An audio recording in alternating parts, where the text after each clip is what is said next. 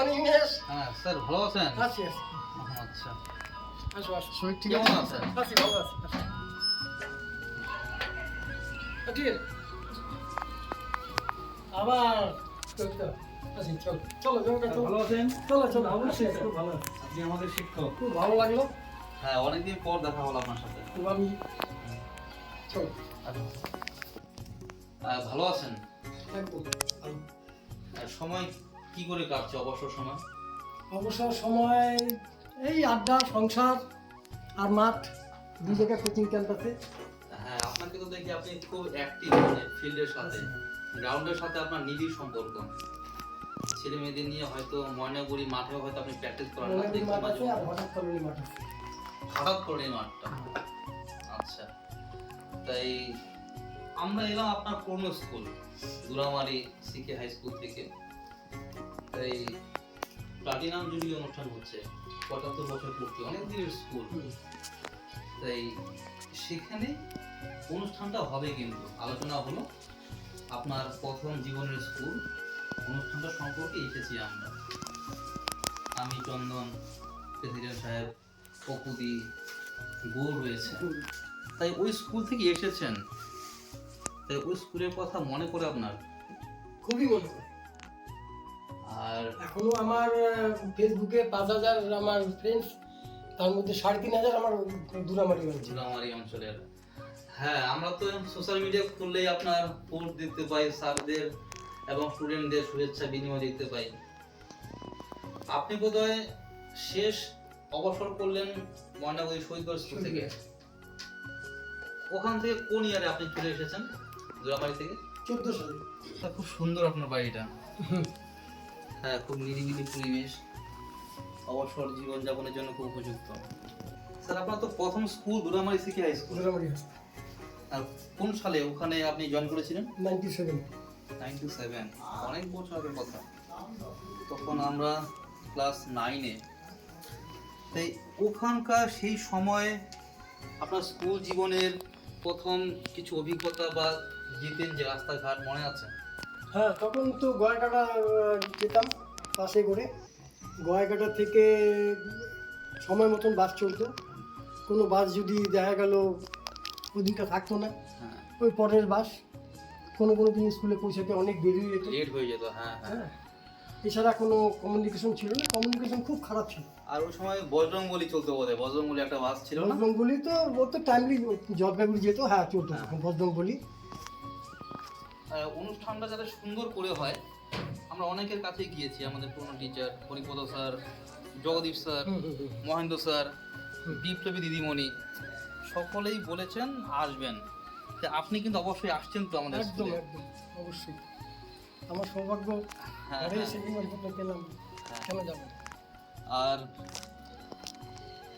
এখন বর্তমান যা সময়, সোশ্যাল মিডিয়ার যুগ, সবাই মোবাইলে গেম খেলায় ব্যস্ত। তা আপনি কোন বিষয়ে শিক্ষক ছিলেন? আমি ফিজিক্যাল এডুকেশন। Physical education.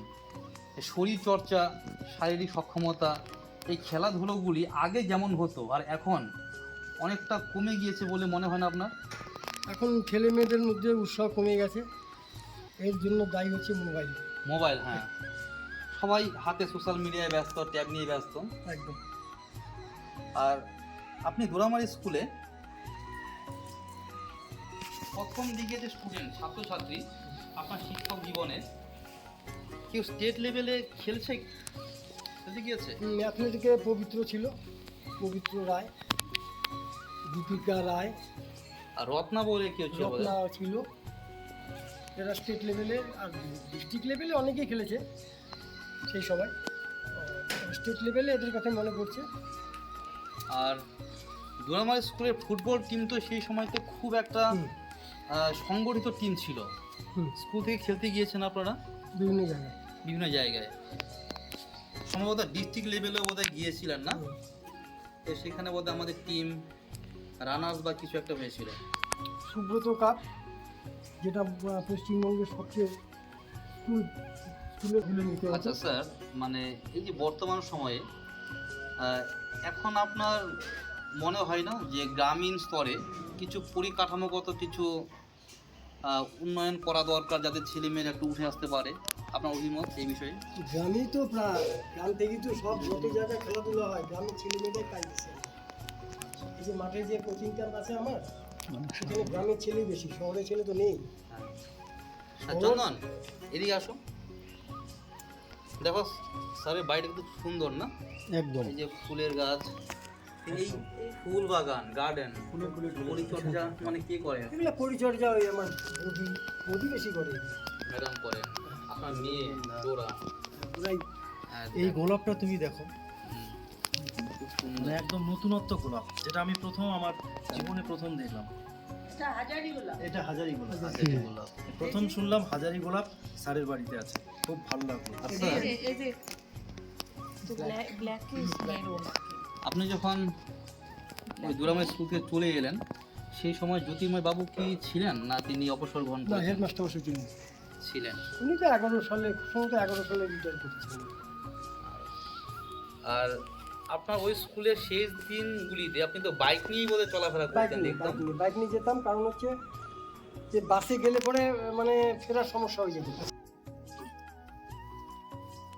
আর এই বর্তমান সময়ের যে সিলেবাস, শিক্ষা ব্যবস্থা, আর আপনাদের প্রথম শিক্ষক জীবনের সিলেবাস আর নীতিগতভাবে কিছু পার্থক্য আপনার চোখে পড়ে? বর্তমান শিক্ষা ব্যবস্থা খেলাধুলাটাকে একদম শেষ করে দিয়েছে।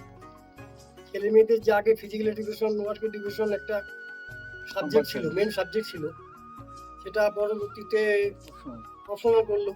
বর্তমানে তো একদম তুলেই দিল।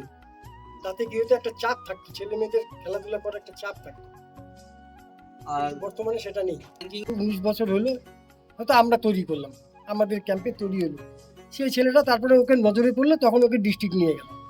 তারপরে হয়তো তাকে নজরে পড়লো, সে গেল কলকাতার ইস্ট বেঙ্গল মোহনবাগান বড় টিমে চান্স পেলো, তারপরে ইন্ডিয়ান টিমে সুযোগ পেলো। তখন তার বয়স হচ্ছে 25, 26, 27, 28। ও কী দিবে এই ছেলেটাকে? যেই ছেলেটা, আমি সাপোজ বলছি, আমাদের খালি আমাদের কোচিং ক্যাম্প না, বিভিন্ন জায়গায় কোচিং ক্যাম্পে, সেখান থেকে ট্যালেন্টগুলো বাঁচুক, বেছে নিয়ে যাক। কি ফুটার স্যার? এগুলো খুবই হাইফাই হতে হবে। এলামন্ডা অপুদি? এলামন্ডা রবীন্দ্রনাথের দেওয়া নাম হচ্ছে অলকানন্দা। অলকানন্দা। আচ্ছা, ওই যে আমাদের গঙ্গা নদীর যে নাম, যে আচ্ছা। আর আপনার পুরনো স্কুল দুরামারি সিকি হাই স্কুলে এই কিছুদিন আগেই আমাদের শ্যামল স্যার অবসর নিলেন, শ্যামল বাবু। আর আমরা যখন পড়তাম আমাদের আমাদের সময় মানে সবচেয়ে পুরনো স্যার তিনি অবসর নিলেন। স্টাফ রুমে আপনার শিক্ষক শিক্ষিকার সাথে একটা সম্পর্ক, সেটি কেমন ছিল ওই সময়তে? সুন্দর। ভালো ছিল।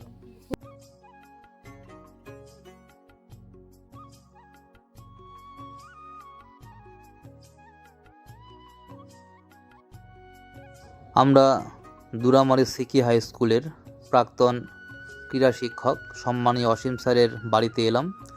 প্লাটিনাম জুবিলি অনুষ্ঠানে তিনি উপস্থিত থাকবেন এবং সর্বতোভাবে সহযোগিতার হাত বাড়িয়ে দেবেন। ভালো লাগলো। আমাদের প্রিয় শিক্ষক, আপনি সুস্থ থাকুন, ভালো থাকুন। ধন্যবাদ।